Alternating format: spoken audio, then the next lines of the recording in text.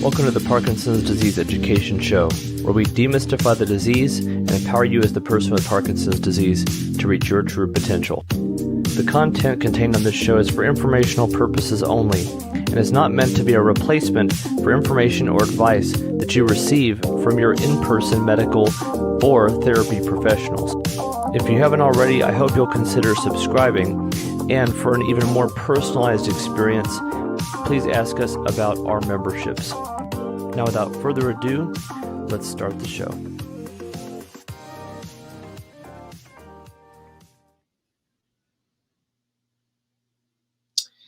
Hello, everybody, and welcome to What's Next Wednesday.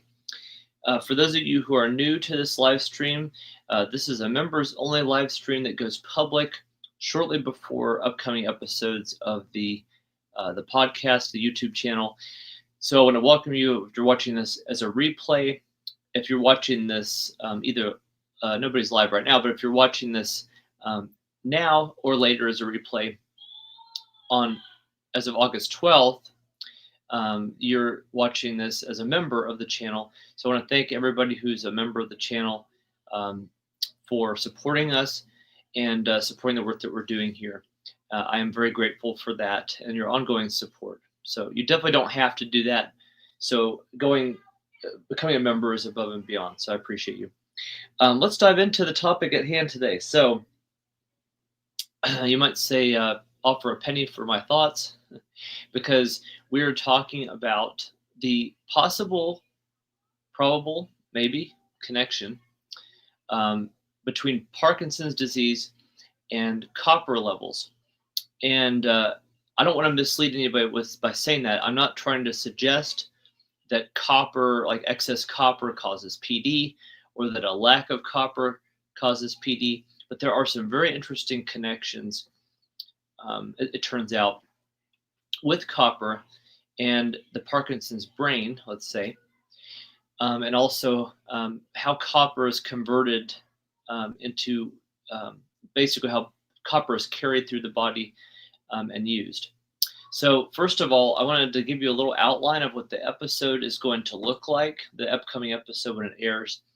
And that's the topic, is the copper and Parkinson's connection. I don't know what the title is going to be of the episode, but that's the topic. So essentially, we're going to be talking about the importance of copper as an element. And one of the things that I teach anatomy and physiology at a local community college. And one of the things that's interesting about copper is that even though it's a minuscule percentage of total body mass, it is a very important element in the body for different processes that our body does.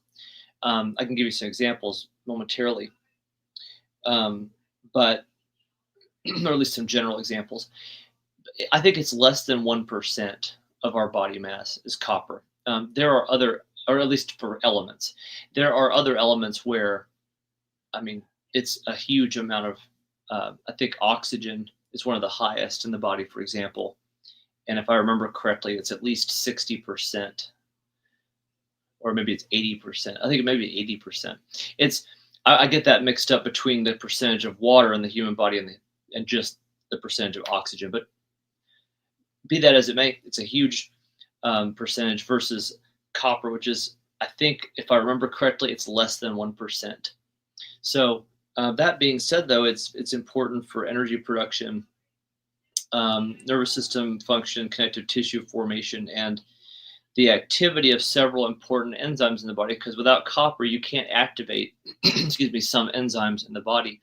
And enzymes generally are just proteins that do something, proteins that speed up a process. That's the better way to say it. It's like a biological catalyst.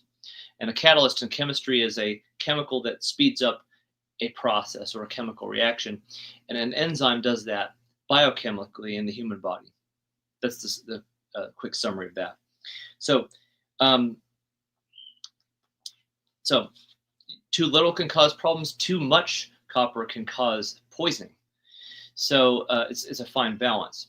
Now, as it connects to Parkinson's disease, that's what we're going to dive into in this episode, where we're going to look at kind of like what are we seeing, what, not really tying it to disease process necessarily, or causation, but more of like what are we seeing in the brain? What patterns are we seeing with people with Parkinson's? What are we seeing with serum levels of copper? It's actually very interesting what's out there, and there's actually some potential. You know, I would hope future research can go into this too, because um, if we can discover these connections and if we can actually truly link them to some things, could that mean that copper supplementation, particularly ceruloplasmin, that's a protein the liver uses to essentially coat copper molecules and transport them through the body. Ceruloplasmin, could that be something that we need to be researching, looking into, administering to people with Parkinson's? So some really interesting things, and there may be even possibly a connection with alpha-synuclein. There's no direct link there, but that's what we're going to be exploring in this episode. I'm trying to make sure I'm not forgetting anything with my notes here that I have printed out, but essentially the kind of the pathway of this episode, if you will, is going to be looking at copper itself, how that relates to ceruloplasmin, how it relates to how we handle iron in the body, iron accumulation, and oxidative stress, and then that would lead to potential neuron injury, which as we talked about much on the channel, oxidative stress plays a huge role in Parkinson's disease and could be present before diagnosis and during. And so this is potentially another source of oxidative stress that could be connected with Parkinson's. Who knows? So we're not drawing any conclusions from this episode. I just want to share what we do know right now and what we need to be researching. I've had a subscriber to the channel really suggest this topic recently. Not one of our members, unfortunately. So I would need to get his Gold Star something. I'm gonna call you out for a minute. Gold Star, what your calls it? Yeah, Gold Star 846. This is for you. So thank you for the suggestion, and I feel like I want to do this topic the soonest I can because of how anxious you are to hear about this topic and how much you've brought it up recently. It's not. I don't think of it as pesky whatsoever. It's actually pretty intriguing. So I do want to share this with everybody that I can. So thanks for the suggestion. I don't know what else to say. I think that's about all we can say about the upcoming episode. But I do hope that you're interested in that, because I'm really looking forward to diving into this and making this content, because from the brief amount of notes I've read through, from what I can get off the internet, it's a very interesting potential topic, and these correlations or connections, if you will, with Parkinson's and copper may be very real. It may be something, and Gold Star 846 would say, yes, it's definitely real. But my only point is, in current research, there's not much to go on. And I kind of do agree overall with the assessment that in current research we probably aren't going to find a lot of connections with things necessarily, because there's not necessarily money in it.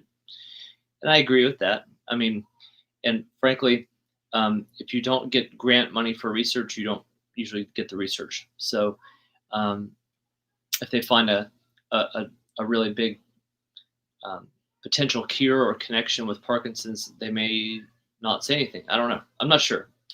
Regardless of the cynical aspect of it, I want to share this information. So I'm going to wrap this up. I've been talking too long. Thanks for watching the replay later.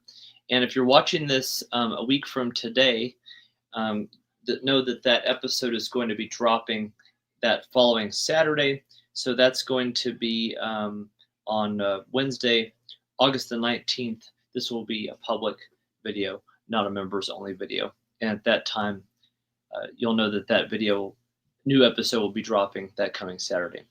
Thanks so much. As always, be empowered. I'll catch you in the next one.